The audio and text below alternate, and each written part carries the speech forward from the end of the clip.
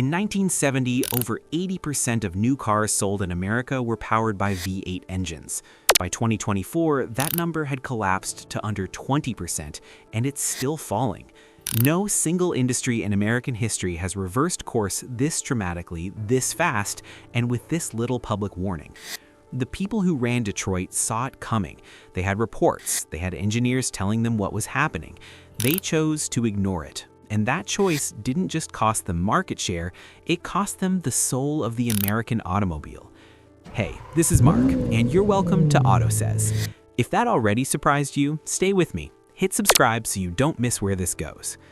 Here's what almost nobody talks about when they tell this story. The V8 didn't die because Americans stopped loving power. It didn't die because the roads got slower or the drivers got weaker. It died because the people who built V8s made a series of decisions, financial decisions, political decisions, engineering decisions, that guaranteed its decline. And by the time they realized what they'd done, it was too late to stop it. Let's go back to the beginning. Not the beginning of the V8, but the beginning of the end. It's 1973. A desert war breaks out in the Middle East, and within weeks, the Arab oil-producing nations announce they're cutting off petroleum exports to the United States. Gas stations run dry overnight, lines stretch around city blocks, rationing cards appear, the price of a gallon of gasoline doubles, then triples, and sitting in dealership lots across America, tens of thousands of unsold muscle cars, Chargers, GTOs, Chevelles, Mustangs, gather dust. Nobody wants them. Nobody can afford to feed them. Detroit executives looked at that moment and made a decision that seems obvious in hindsight and was catastrophic in execution. They decided the muscle car era was over. They started strangling the V8. But here's where it gets strange. The oil embargo lifted, prices stabilized, and Americans, who had spent 2 years driving small economy cars they hated, went right back to wanting power. The market was ready to come back. Detroit wasn't, because while the executives were retrenching, they made a second, quieter decision that would haunt them for 50 years. They decided to meet new federal emission standards the easy way, not by engineering better engines, by detuning the ones they had. They strangled carburation, they lowered compression ratios, they choked exhaust flow. A 1973 Corvette with a 454 cubic inch V8 made 390 horsepower. The same basic engine in a 1975 Corvette made 165. Same displacement, half the power. They didn't build a new engine, they lobotomized the old one. And in doing so, they handed an opening to someone who had been watching very carefully: Japan. This is the part of the story that Detroit has never fully admitted. Because while American engineers were busy downgrading their engines to survive regulation, Japanese engineers were doing the opposite. Honda, Toyota, Nissan, they were building smaller, lighter, more efficient engines from scratch, not compromised versions of old engines, new designs engineered from the ground up for the new regulatory environment. By 1979, the second oil crisis, when gas prices spiked again and American buyers once again fled toward fuel efficiency, Japan was ready. They had the cars, they had the reputation, they had the dealer networks. And they had something else, a product that was genuinely good, not just cheap, good. Now, you'd think at this point, Detroit would have panicked, retrenched, and started building competitive engines immediately. Nobody panicked, nobody retrenched. What happened instead was something more troubling, a slow institutional denial that lasted nearly a decade. The executives kept telling each other that Americans would come back to big cars, that fuel efficiency was a temporary concern, that the V8 was part of the American identity, and identity doesn't change. They were right about the identity part. They were catastrophically wrong about everything else. Here's a number that tells the whole story. In 1975, Japanese automakers held roughly 9% of the American market. By 1985, they held over 20%.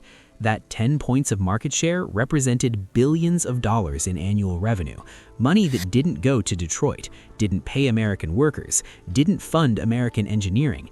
It left the country permanently. And the V8 sat at the center of all of it. Because while Japan was winning the economy segment, Detroit's response was to double down on what it knew: full-size trucks, rear-wheel drive sedans, big displacement engines in big bodies. It was the only card they knew how to play. And for a while, a long while, it worked. Not because the strategy was brilliant, but because trucks and SUVs were exempt from fuel economy standards that applied to cars. Detroit found a loophole, and they drove a convoy through it. That's the hidden story of the V8's survival through the 80s and 90s. It didn't survive because it was better. It survived because it moved into vehicles that weren't subject to the same rules. The Silverado, the F-150, the Suburban, the Explorer. These weren't just popular, they were financially essential. Ford's F-Series truck line alone was generating more profit than most Fortune 500 companies. The V8 became the economic backbone of the American auto industry, hiding inside pickups while sedans slowly died. But the loophole was closing, and everyone knew it. By 2007, federal regulators announced a major expansion of fuel economy standards, and this time trucks and SUVs were included. The old escape route was gone. Now Detroit had to figure out how to make big vehicles meet efficiency targets that would have seemed impossible a decade ago. And here's the turn nobody expected. They actually did it. Ford's EcoBoost turbocharged V6, a 6-cylinder engine, started producing V8 power numbers with dramatically better fuel economy. General Motors developed cylinder deactivation technology that let a V8 run on 4 cylinders during light throttle, cutting consumption by nearly a third. Dodge kept its Hemi but wrapped it in aerodynamics and transmission tech that squeezed more miles from each gallon. The V8 wasn't dead, it was adapting. And for a moment, roughly 2010 to 2018, it looked like it might survive the transition. The trucks kept selling, the Mustang GT and the Camaro SS kept selling. Dodge launched the Hellcat with 707 horsepower, and people lost their minds. A new generation of enthusiasts, people who had grown up watching Fast and Furious and playing Forza, were buying American muscle with genuine passion. Sales data showed V8 muscle car purchases skewing younger than they had in decades. The V8 had found a new audience. Then 2020 hit, and what followed wasn't just a pandemic, it was an acceleration of every trend that had been building for 30 years compressed into 18 months. Remote work destroyed commuting. Ride-sharing normalized not owning a car at all. And in boardrooms across Detroit, executives who had been slowly tilting toward electric vehicles suddenly got a very loud signal from Wall Street: go electric or get left behind. Tesla's market capitalization passed Ford's, then GM's, then both of them combined. Investors were pouring money into EV startups that had never sold a single car. The message was unmistakable. The era of the combustion engine, V8 included, was officially declared over by the people who write the checks. California announced it would ban the sale of new gasoline-powered cars by 2035. The European Union followed with a similar deadline. And here's the number that actually matters. California alone represents nearly 15% of all American car sales. When California bans the gas engine, automakers don't build a special California version. They change their entire lineup.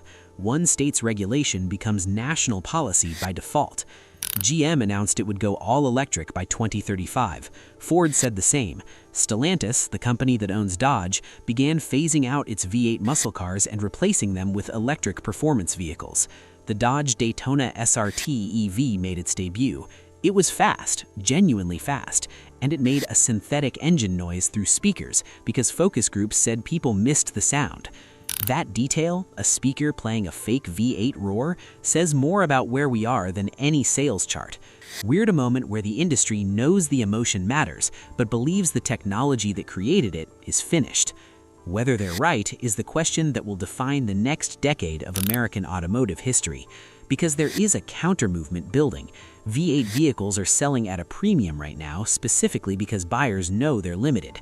Collectors are stockpiling low-mileage V8 muscle cars the way investors buy art, as stores of value, as artifacts of a culture that's being wound down. The used market for clean V8 performance cars has exploded in value. A 2018 Dodge Demon with under 5,000 miles recently sold at auction for nearly 4 times its original sticker price. The V8 may be leaving mass production, but it is not leaving the culture. And that raises a question that nobody in Detroit, nobody in Washington, and nobody on Wall Street seems to want to answer. What happens to American automotive identity if the machine that built it is gone? The V8 engine was never just an engine. It was a sound, a feeling, a specific kind of freedom that is very hard to describe to someone who has never experienced it, and completely obvious to anyone who has. It vibrates through the seat. It responds to the right foot with something that feels almost alive. You don't drive a V8, you negotiate with it.